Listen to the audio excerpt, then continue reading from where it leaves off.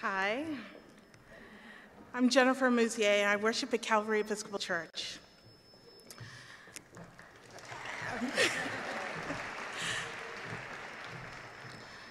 Being called on to do a testimonial like this is a little bit complex for me because I didn't have this Pauline, light came down from heaven experience. I'm a PK. My father is a retired priest. I spent the first decade of my life, more or less, on seminary campuses. And the lesson I came away with after growing up in grad school for churchy things and being inside the church every time the doors were open is that church folks are kind of a mess.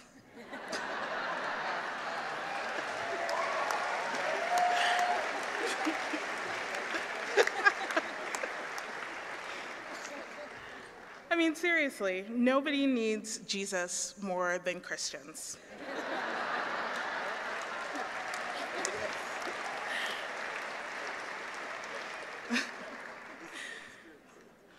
When we look at Jesus' life and the people he hung out with and loved when he was on earth, they're people who were always vying to be first, always missing the point, squabbling among themselves, snatching defeat for the jaws of victory. Does that look familiar?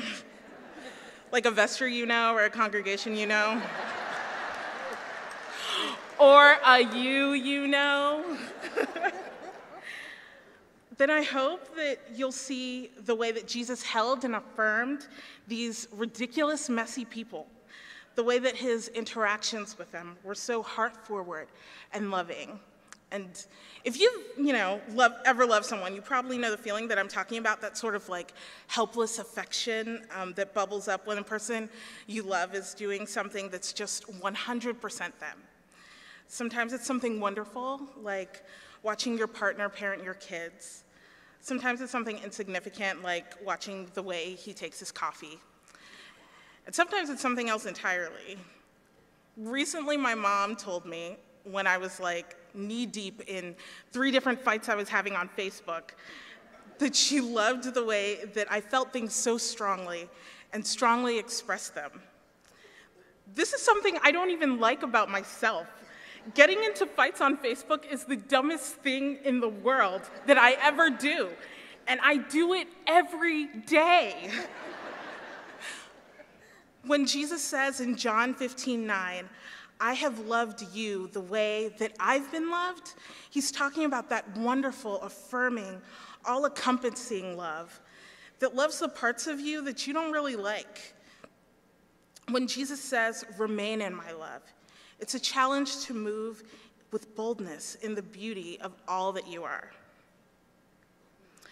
In October, I joined several activists to disrupt former Secretary Kevin McAleenan's keynote speech by shouting the names of the 6 children who died in custody last year.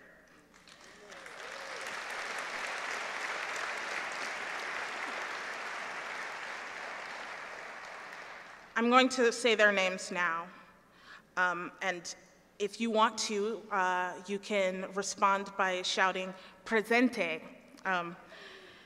Darlene Cristabel Cordova Valle.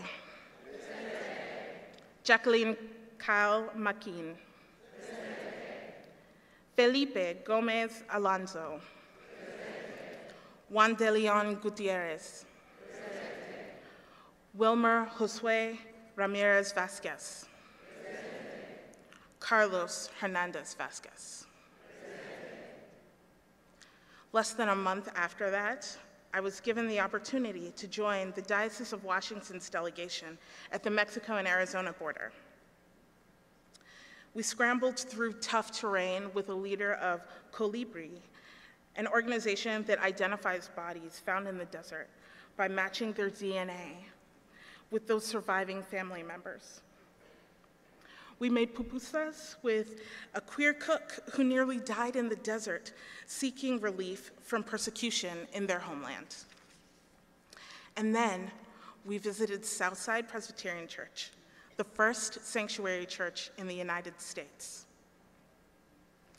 In the 80s, when foreign interference had stabilized many governments in Central and South America, asylum seekers made their way to the border only to be met with hostility. Southside hosted people in a loving act of radical hospitality. To be clear, this bold act of civil disobedience put them at some legal risk. But love is a higher law. Thanks.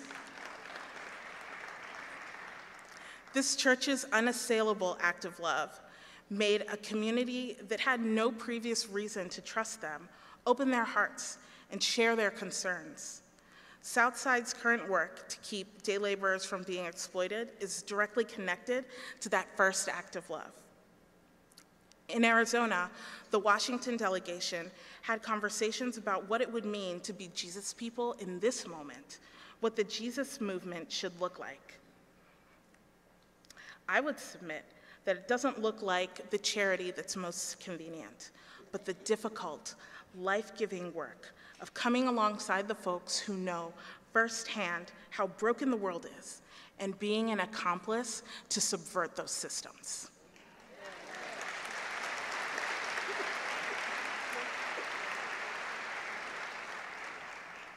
Jesus loves us, all of us. But even 2,000 years ago, it was obvious that some people were in danger of losing their souls, their very humanity, by dehumanizing other people. The story of the rich man and Lazarus is very clear, and it makes it even clearer by the person that Jesus chooses to name. Not the rich man, but the one who spent his life being overlooked. Jesus says to overlooked, oppressed, forgotten folks, I've called you by your name. And you don't need to fly across the country to know what Jesus says to the rich and powerful, who even at the very end are more concerned with their peer group than doing the work.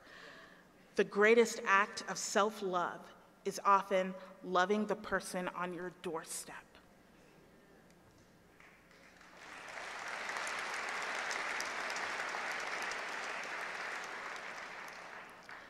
The Bible is jam-packed with verses about justice, but justice and love are the same thing. They're two sides of the same coin. Economic justice is a love issue. We can't have vacant, multi-million-dollar condos 5 blocks away from an encampment of people experiencing homelessness.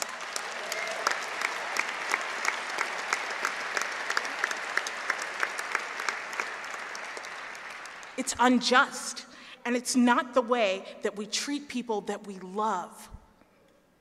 Migrant justice is a love issue because to steal people away from their homes and their communities, to lock their children in cages, to leave them to die at our border is downright hateful. Racial justice is a love issue. It's about doing the work of repairing a relationship that's been broken over and over. It's about loving yourself enough to see that the only way to mend your own heart is to make right with another's.